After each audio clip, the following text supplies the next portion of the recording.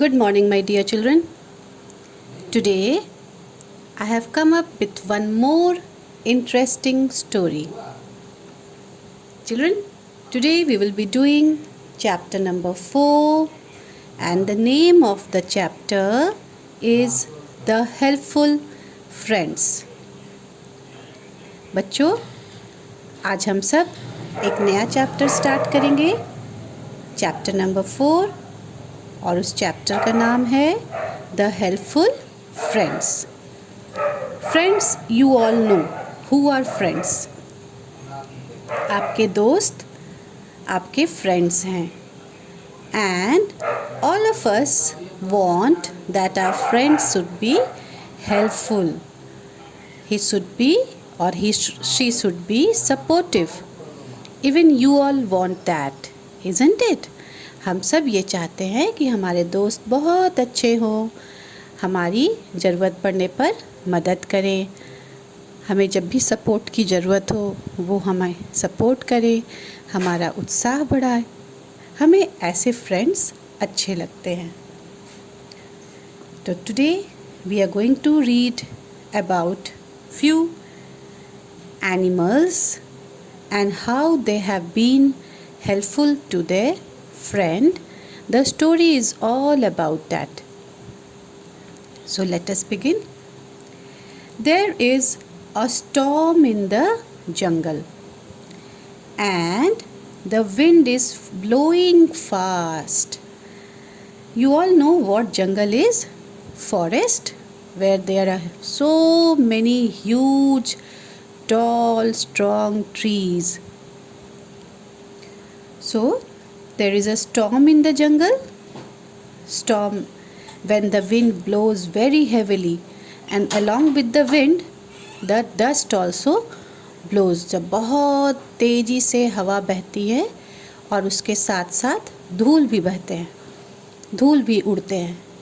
धूल भरी आंधी आप कह सकते हैं, या तेज़ हवा जिसके साथ धूल भी उड़ते हैं, उसे स्टॉर्म कहते हैं. और विंड का मतलब बहुत तेज़ी से जब हवा चले, बहुत ज़ोरों से हवा चले, उसे विंड कहते हैं. So there is a storm in the jungle. जंगल में, फॉरेस्ट में एक स्टॉर्म आया था और बहुत ज़ोर से हवा बह रही थी. इट इज़ रेनिंग हेविली, और बारिश भी बहुत ज़ोरों से हो रही थी. The birds and animals are inside their homes.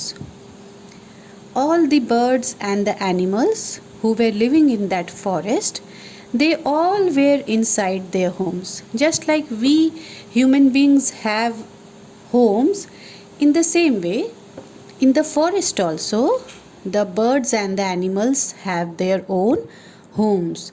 The birds live in their nest, the monkeys live on the tree, then the lion lives in the caves. So there are den, you can say. So there are so many different birds and animals that are living in the forest, and they all have their homes. बहुत ज़ोरों से बारिश हो रही थी और सारे जितने भी चिड़ियाँ थी, जितने भी पक्षियाँ थे, जितने भी जानवर थे, वे सारे के सारे अपने घरों में थे, क्योंकि कोई बारिश में भीगना नहीं चाह रहा था. Chirpy the sparrow is in her nest. Now you can see here the picture of Chirpy, a small little bird. The bird is sparrow. Now sparrow is a very common bird. You all might have seen sparrows. They come to your windows, they sit on the electric wire. You can see the sparrows on the terrace. Small bird, light brown in color. So Chirpy the sparrow was sitting in her nest. She is afraid of the wind. Now she is a small little bird. She is afraid of the wind, as the wind was blowing very heavily. Her mango tree is shaking. Now the tree on which she has built her nest, that mango tree was shaking, or it was moving from one side to the other side. Chirpy एक छोटी सी sparrow थी जो अपने nest में रहती थी. और उसे बहुत डर लग रहा था आंधी से, जो आंधी बह रही थी। हर मैंगो ट्री इज शेकिंग, जिस पेड़ पर उसने अपना नेस्ट बना रखा था, अपना घोंसला बना रखा था, वह पेड़ आंधी में बहुत ज़ोरों से कांप रहा था। After some time Chirpy's nest falls down from the mango tree. कुछ देर के बाद चर्पी का जो नेस्ट है वो मैंगो ट्री से नीचे गिर पड़ा। You can see here the nest is falling down from the mango tree. The nest was earlier at this place and the nest fell down on the ground from the mango tree. Poor Chirpy, she is wet and unhappy. बेचारी chirpy जो थी वो बहुत ज़्यादा भीग गई और वह उदास भी हो गई। She goes to her friend, Tuk Tuk the giraffe. Now when her nest fell down, she went to her friend and her friend was giraffe. The name of the giraffe was Tuk Tuk. अब जब घोंसला नीचे गिरा तो वो भीग चुकी थी तब तक, क्योंकि बारिश हो रही थी। घोंसले में उसने अब खुद को छुपा रखा था, पर जब घोंसला नीचे गिर गया तो वो भीग गई और बहुत उदास भी हो गई, क्योंकि उसका घोंसला तो टूट चुका था। किसी का भी घर टूट जाएगा तो वो उदास तो होगा ही। उसके बाद चर्पी अपने दोस्त के पास जाती है। उसका दोस्त जिराफ था और उसका नाम टुक टुक था। Such a beautiful lovely name, isn't it? Tuk Tuk blows air on Chirpy and dries her feathers. What did Tuk Tuk do? Tuk Tuk started blowing air on Chirpy.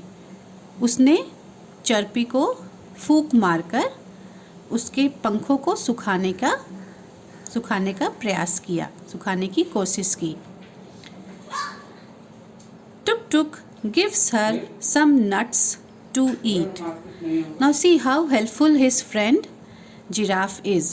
First of all, he tried to dry the feathers of Chirpy, and then he also gave her some nuts to eat. पहले तो उसने उसके पंखों को फूंक मारकर सुखाने की कोशिश की और उसके बाद उसे कुछ नट्स, कुछ बादाम दिए खाने के लिए। Now let us move to page number 11. This was page number 10. Now turn the page and come to page number 11. And let us see what is there in this part of the story. Don't worry, my friend, says Tuk Tuk. We will do something. टुक टुक ने कहा chirpy से कि मेरे दोस्त चिंता मत करो, We will do something. हम लोग ज़रूर कुछ ना कुछ कर लेंगे। See how nicely he is trying to convince chirpy. कितने प्यार से, कितने समझाते हुए उसने चर्पी को आश्वस्त करने की कोशिश की, शांत करने की कोशिश की, समझाया कि चिंता मत करो, हम लोग ज़रूर कुछ ना कुछ कर लेंगे। जब हम मुसीबत में होते हैं, अपना धैर्य खो चुके होते हैं, घबराए होते हैं, उस समय हमें ऐसे शब्दों की बहुत ज़रूरत पड़ती है। When we are really in some trouble, we are losing hope. At that time we need someone who can assure us, who can help us, who can be very polite to us with such nice words. So even Chirpy was also feeling very relaxed when his friend said these words to him. Now what happened next? Next morning, the storm is over. Now next morning, that whole day and night, the winds blew, the rains, it was raining. But next morning the storm was over. The heavy wind which was blowing, the storm which was blowing, that has all gone. अगली सुबह storm, आंधी रुक चुकी थी. बहुत ज़ोरों से जो धूल वाली आंधी चल रही थी वो थम गई. द सन शाइन्स ब्राइटली, और आसमान में सूरज निकल आए और सूरज बहुत तेज़ी से चमकने लगा. Tuk took and Chirpy go to the mango tree. आसमान में सूरज निकल आया, बहुत ही सुहावना दिन था. टुक टुक और चर्पी उस मैंगो ट्री पर जाते हैं, मैंगो ट्री के पास, जहाँ पर चर्पी ने अपना घोंसला बना रखा था. Okay, so Tuk took and Chirpy go to the mango tree. Now see, they have come to the mango tree. You can see this picture. This is the mango tree. Her nest has fallen down. Her nest is totally broken. ये वही mango tree है जहाँ पर chirpy ने अपना घोंसला बना रखा था. उसका घोंसला पूरी तरह से टूट चुका था. All the leaves and the straws which she used to make the nest was scattered. जितने भी उसने straws और लीव्स का इस्तेमाल किया था अपने नेस्ट को बनाने में, वो सब धरती पर गिरकर बिखर चुके थे और चर्पी उसे देखकर रो रही थी. What happened after that? Look, Tuk Tuk, Chirpy says. Look at these twigs. Chirpy ने कहा कि टुक टुक, इन ट्विग्स को देखो और इन फेदर्स को भी देखो. फेदर्स मतलब पंख, जो चिड़िया के पंख होते हैं ना, उन्हें फेदर्स कहते हैं. I have no home now, tears roll down her face. Chirpy ने कहा, टुक टुक देखो जरा, इन सारे twigs means the small, very small tiny branches of trees, very very small, एकदम छोटी छोटी टहनियाँ जो होती हैं पेड़ों की, वे ट्विग्स कहलाते हैं. और फेदर्स, जो चिड़ियों के पंख होते हैं, उन्हें फेदर्स कहते हैं. तो टुक टुक ने चर्पी से कहा कि देखो ये सारे ट्विग्स और फेदर्स को, चर्पी ने टुक टुक से कहा कि टुक टुक देखो ये सारे ट्विग्स एंड फेदर्स हैं और मेरे पास अभी कोई घर भी नहीं है, ये तो सारे के सारे बिखर चुके. I have no home now, मेरा तो अब कोई घर ही नहीं रहा. Tears roll down her face, उसके चेहरे पर आंसू लुढ़क गए. टीयर्स, जब जो आँखों से पानी निकलते हैं ना, आंसू, उसे टीयर्स कहते हैं. टीयर्स उसके चेहरे पर आ गए, आँखों से निकलकर उसके चेहरे पर. हम जब बहुत दुखी होते हैं तो हम रोने लगते हैं. When we all are very unhappy, very sad, then we cry. Now this poor bird was also very unhappy, very sad. Her nest was broken, so she started crying. Don't worry, my friend, Tuk Tuk says, you will soon have a home. टुक टुक ने उसे फिर समझाया, चिंता मत करो मेरे दोस्त, तुम्हारे पास फिर से घर होगा. Just see how nice his friend Tuk Tuk is. He is not losing hope at all. उसने उम्मीद बिल्कुल भी नहीं छोड़ी है और वह चर्पी को समझा भी रहा है बार बार. इसके पहले भी उसने समझाया था और अभी भी वह उसे समझाने की कोशिश कर रहा है और कह रहा है कि दोस्त चिंता मत करो, तुम्हारे पास फिर से घर होगा. So children, today we will do till here only, okay, because I want all of you to understand the chapter very nicely, very thoroughly. So, I am not going to end up the chapter in a hurry. I want all of you to understand each and every word, each and every sentence of the chapter.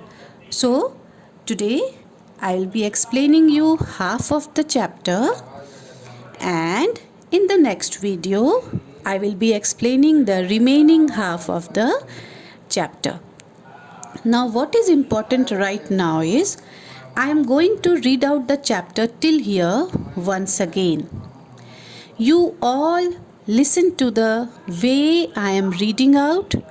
Listen to the way I am pronouncing each and every word.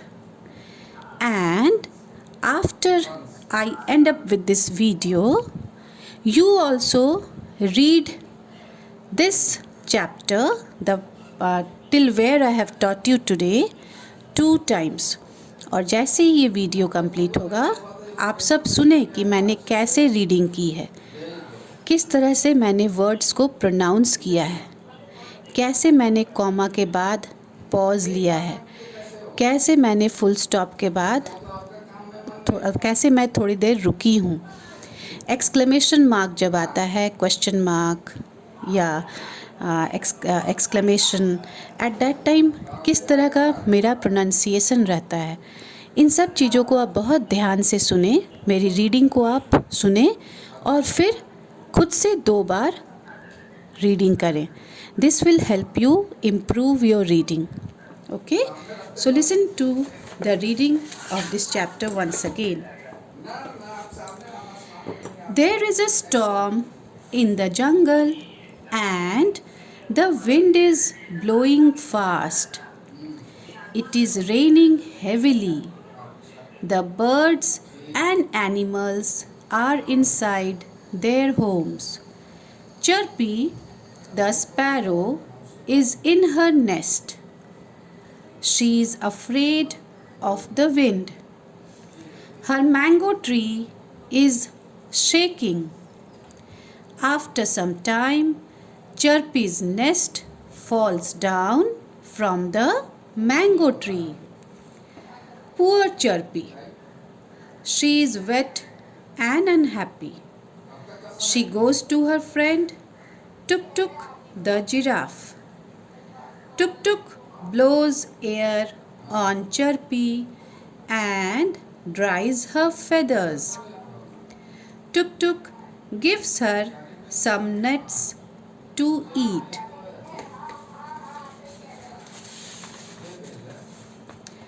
Don't worry, my friend, says Tuk Tuk. We will do something. Next morning, the storm is over.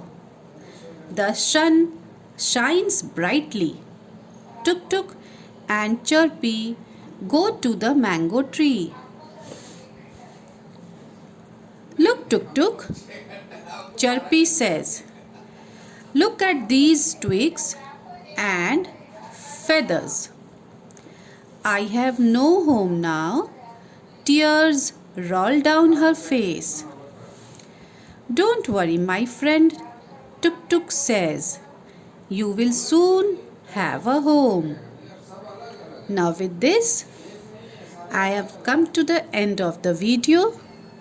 Children, do the reading very properly and do it loudly. Reading is very important. This is the only way by which you will be able to pronounce the word clearly, and at the same time you can read any chapter without hesitation.